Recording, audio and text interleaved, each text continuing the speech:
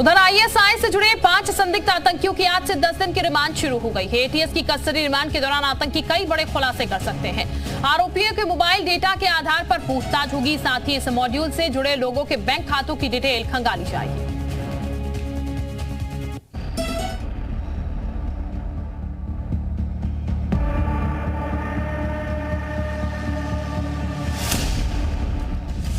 UP ATS को आतंकियों की मिली रिमांड।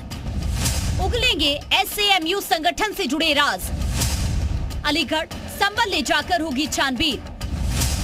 यूपी के आतंकियों को पाकिस्तान से फंडिंग। यूपी एटीएस ने आईएसआईएस से जुड़े 5 आतंकियों को कस्टडी रिमांड पर लिया है। इनमें छत्तीसगढ़ से गिरफ्तार कर लाया गया वसीहुद्दीन भी शामिल है। एटीएस वसीहुद्दीन को आईएसआईएस के पुणे मॉड्यूल से जुड़े आतंकियों के एक नेटवर्क का मास्टरमाइंड मान रही है। वो अलीगढ़ मुस्लिम विश्वविद्यालय से पीएचडी है और एक संप्रदाय विशेष के युवाओं को आईएसआईएस में भर्ती के लिए उकसाने का आरोपी है। जानकारी के अनुसार ये आतंकी कुख्यात आतंकी संगठन आईएसआईएस का प्रचार प्रसार कर भारत में युद्ध छेड़कर शरिया कानून स्थापित करने में लगे हुए थे। इन 5 की रिमांड आज 17 नवंबर की सुबह 10 बजे से 26 नवंबर की शाम 6 बजे तक दी गई है।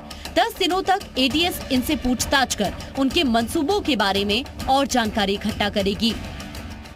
यूपी एटीएस के हत्थे चढ़े 5 संदिग्ध आतंकियों को कोर्ट ने 10 दिन की रिमांड पर सौंप दिया है। रिमांड अवधि आज सुबह 10 बजे से शुरू होकर 26 नवंबर की शाम 5 बजे तक जारी रहेगी। एटीएस इस दौरान वजीहुद्दीन समेत सभी आतंकियों को अलग अलग जनपदों में लेकर जाएगी और उनके नेटवर्क को खंगालने की कोशिश करेगी। वजीहुद्दीन का लैपटॉप अलीगढ़ में कहीं छिपा कर रखा गया है। एटीएस उस लैपटॉप की भी बरामदगी करेगी।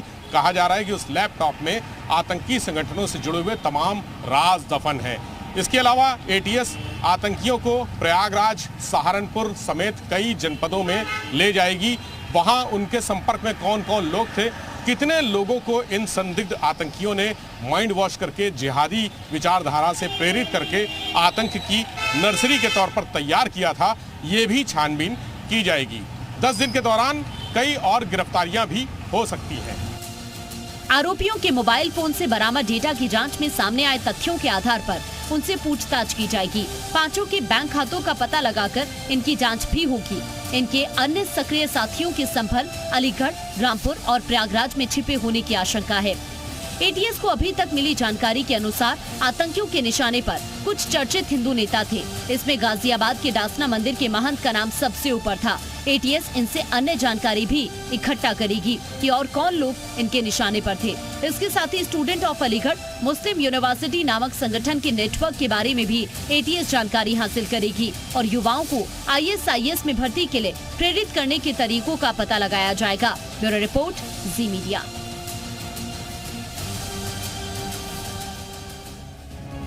संदिग्ध आरोपी की गिरफ्तारी के बाद यूपी एटीएस सक्रिय हो गई है। एटीएस की टीम कई शहरों में ताबड़तोड़ छापेमारी कर रही है। आतंकियों के तार एएमयू से मिलने के बाद कई छात्र निशाने पर हैं। अब तक क्या एक्शन हुआ है, ये जानिए।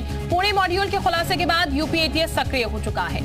एएमयू के कई छात्र रडार पर हैं। संबल से 4 आरोपी गिरफ्तार किए गए। संबल से 3 और चंदौसी से 1 की गिरफ्तारी हुई है। एएमयू में पढ़ते हैं 3 आरोपी और कई और छात्र मुकदमे में नामजद हैं। अलीगढ़ से 2 संदिग्ध आईएसआईएस आतंकी गिरफ्तार हुए हैं। एक संदिग्ध अब्दुल्ला एएमयू का ही छात्र बताया गया है। इसके साथ अलीगढ़ से छत्तीसगढ़ तक जुड़े हुए हैं तार। छत्तीसगढ़ का वजीहुद्दीन मास्टरमाइंड बताया गया है।